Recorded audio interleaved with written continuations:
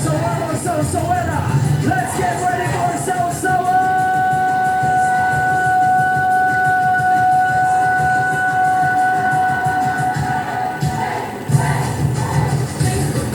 Harapan naman tayo mga kapatid! Sugod na! Uy, face to face na! Sa mula, sa puti! Nako! Sana ka magputi! Wala na sanang labanan! Usang malalaman!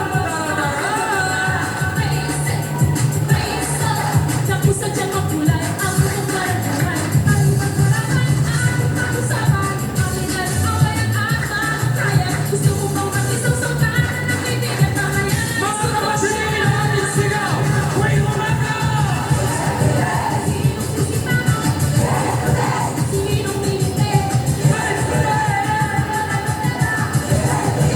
Huwag mo kalikuran! Harapin mo! Face to face!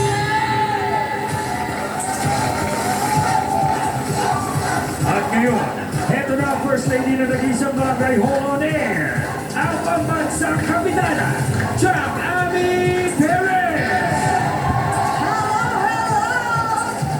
Good morning mga kapatid! Naku, dahil sa kabi-kabilang pagkipaglambutsingan ni Mister, uy, nauwi sa hamunan at suguran ang mga babae niya hindi makaget over. Kaya naman ang tanong, sino ba sa tatlong girls ang magiging winner? Alahans, parang bagay yatang maging team song dito sa issue natin ngayong umaga ay yung si Aida, si Lorna, o si Benny Marcos Season. Naku, Jack, mukhang mahirap ang magiging choices, ha? Pero tutulungan natin sila makagawa ng maganda-gandang desisyon. Di ba mga Salsawera? Abay, sana rin naman walang ganyang problema si B1 at si B2. Dahil ang kumpleto rin naman ang araw natin at tutulong sa ating mga bisita. As always, Attorney Ben Acosta, Dr. Camille Garcia, at Father Sonny Merida. Sila ang mahal nating Rio Tagapayo. Kaya naman, what are we waiting for? Let's make it, come on! Face to face na!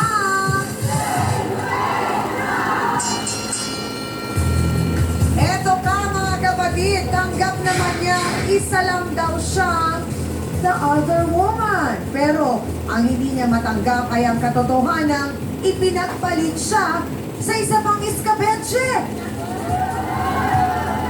Abay, paano nangyari ito? So, lumalabas, may Escabeche 1, may Escabeche 2. Narito si Jennifer Tata Zulueta. Pasok!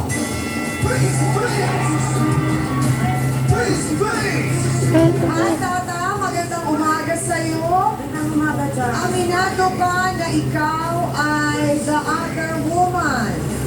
O yung sa salitang gali ay parang Escabeche. Para sa akin, matatawag ang kabit kung kasal sila. Okay. Sa pagkakaroon hindi naman sila kasal, paano ako naging kabit? Sino ba itong lalaking pinag-uusapan natin? Si Jojo. Jojo. Okay, gaano na kayo katagal ni Jojo? Ito 2 years na. Magti 2 years na. 3 years. Okay.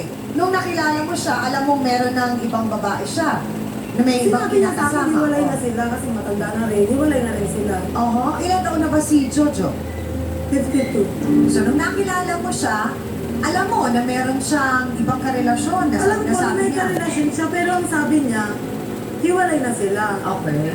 No.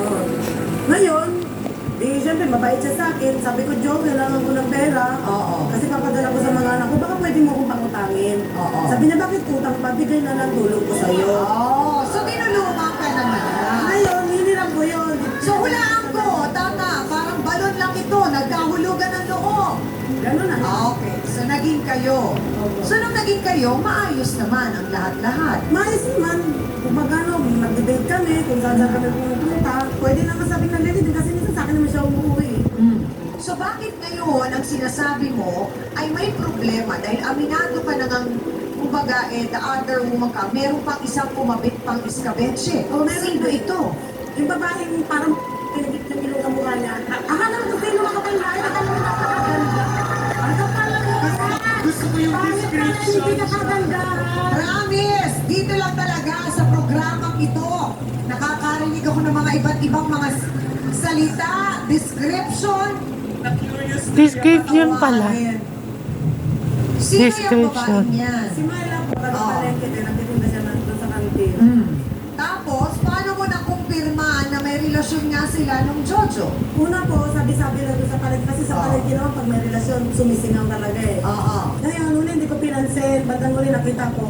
Aba, totoo nga kasi naglalambingan sila doon sa may kantin. Oh, eh bakit hindi si Jojo ang kinwestiyon mo at inaway mo? Tanda niya, nagtago na mula na, miss, nung nakaranding ko lang huli nagpakita sa akin, hindi natabuan na nila boy. So wala rin paliwanag. Wala yan, nakatikin kasi siya ng sariwang laman. So, diretsahang tanong, Tata, yung Myla ba mas bata sa'yo? Mas bata siya. Oh! Kaya lang bukas. So may posibilidad na yun ang dahilan kung bakit na-in-love itong si Jojo. Parang gano'n. Tama. Hindi kasi Based on research na pag-alaman ko, na sinugod mo rin itong Myla. Kasi Bakit? sinugod din ako ng asawa ni Jojo eh. Para sa akin, kung susugurin ako, sugurin niya kasi dalawa kami kabit, hindi lang ako, no? Yung isa, So parang ang gusto mo, parang ang dating lang. damay-damay nun eh. Oo, it's a tie. Correct. Oo. So, ibig sabihin, hindi totoo yung sinasabi ni Jojo na hiwalay na siya dun sa misis niya kasi sinugod ka. Oo. Parang domino lang. Kasi napahiya na rin ako ng gusto, parang mapahiya din siya. Pero, pakiramdam mo ba may pagmamahal pa si Jojo sa'yo? Siguro, kung hindi ko matatapos ang pagmamahal, siguro pwede. Mas may magaling pa pala sa akin. Eh, di ba sabi nga ng ibang, pero di ba sabi nga ng ilang mga restaurants o ilang mga produkto na sinasabi, kapag masarap, lalong babalik-balikan. Parang lechon. Oo. Pero iba yung matanda niyan eh. Nakahanap siguro ng mas magaling. Yun. So kung si Tata aminado na siya ang escabeche one, sinugod lang naman daw kasi siya na ang misis daw, di umano nitong si Jojo, pero eto na ang ikinagagalit niya. Eh meron pa palang sumunod sa kanya. Escabeche number 2. Number 2 ka ba? Baka naman ang alam niya, siya ang 1 at ang 2 ay si Tata. Narito na si Myla Kahimat. Pasok!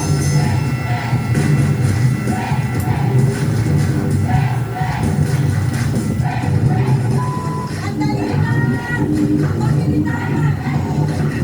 Myla, ang tanong ko, ikaw ba ang escabeche 1 o 2? Wala pa ko'y mahal. Oh! Sandali! Ang alam daw niya siya ang mahal. Paano naman nasabi yun ni Myla? So sinasabi mo si Tata hindi mahal? Alamin natin ang sagot niya at paliwanag sa pagbabalik mo ng Face to Face. Ikaw ba na, Myla?